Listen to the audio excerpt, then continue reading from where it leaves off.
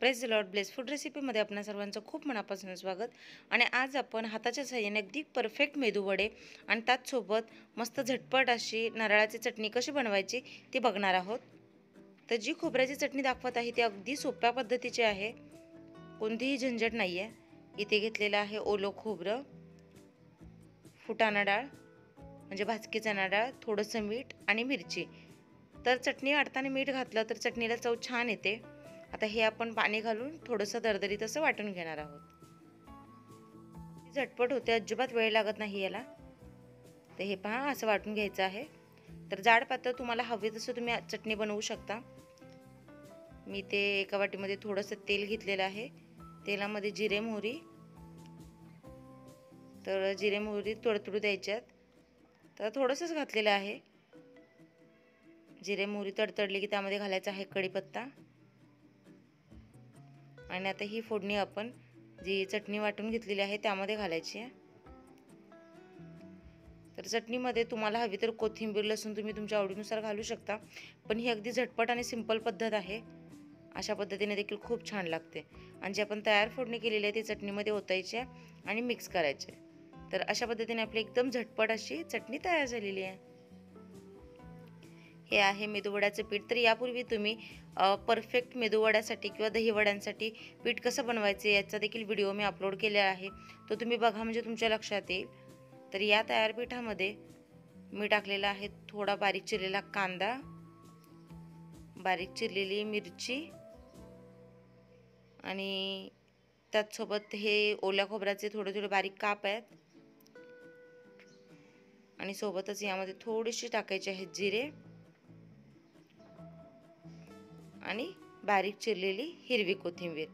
एकदा या पद्धतीने नक्की करून बघा. वडे खायला खूप टेस्टी लागतात. कधी कधी काय होतं, घाई गडबडीमध्ये चटणी करायला वेळ नसतो किंवा सोबत सांबार वगैरे नसतं.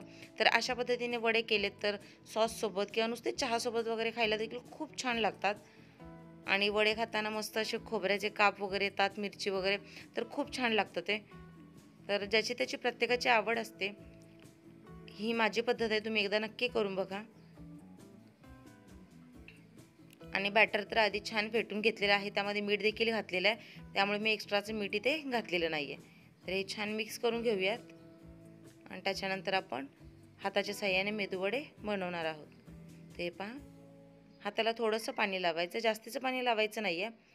थोडं हात पाण्यामध्ये बुडवून घ्यायचं आहे. हातावर हवं तितकं मिश्रण घ्यायचं आहे. मेदूवडे तुम्हाला लहान करायचे आहेत, मोठे करायचे आहेत, त्या आकारानुसार तुम्ही पीठ घ्या. मध्ये असा छेद करायचा, म्हणजे होल करायचा आहे आणि तेलामध्ये सोडून द्यायचं आहे.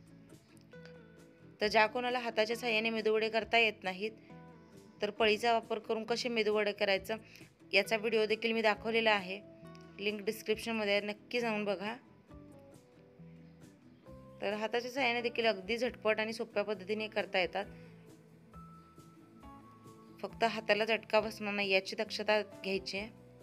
तर याच पद्धतीने मी बाकीचे देखील वडे तेलामध्ये सोडून घेते. तर तेलाचं टेम्परेचर तुम्ही बघू शकता, तेल छान तापलेलं आहे.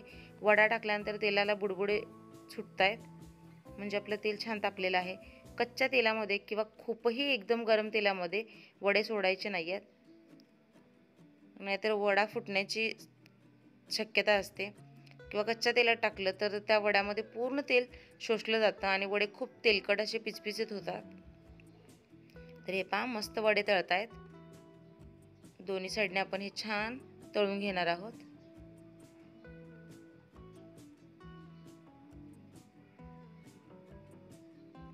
तर वड्यासाठीच मी जे पीठ कसं बनवायचं ते दाखवलेलं आहे, त्या पद्धतीने वडे केले तर मस्त वडे फुगतात, टमटमीत होतात. अजिबात वड्यांमध्ये तेल राहत नाही. दोन्ही साईडने मस्त गोल्डन रंगावर आपण हे वडे आता भाजून घेऊयात.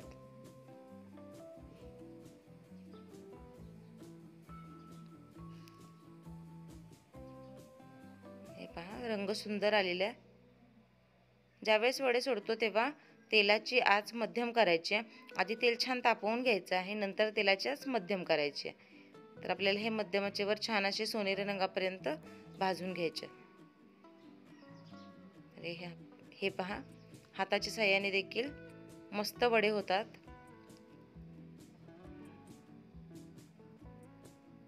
आणि त्यामध्ये आपण जे कांदा मिरची जिरे वगैरे घालतो त्यामुळे याला फ्लेवर देखील छान येतो आणि नुसते वडे खायला देखील खूप छान लागतात। याच मिश्रणाचे तुम्ही अगदी छोटे छोटे असे जरी बॉल घातले किंवा छोटे छोटे असे भजी केले तरी खूप छान लागतात। अगदी झटपट बनतात आणि पटकन भाजतात देखील ते। तर मला आशा आहे रेसिपी तुम्हाला आवडली असेल, समजली असेल। तर अगदी झटपट नारळाची चटणी आणि मेदू वडे कसे वाटले नक्की कमेंट्स करा। आणि अशाच नवीन नवीन आणि पारंपरिक रेसिपीजसाठी ब्लेस फूड रेसिपी आपल्या चॅनल लाईक करा, शेअर करा, सबस्क्राईब करा आणि महत्त्वाचं म्हणजे घंटी वाजवायला विसरू नका। नवीन रेसिपीसह भेटूया पुढच्या व्हिडिओमध्ये, तोपर्यंत बाय बाय।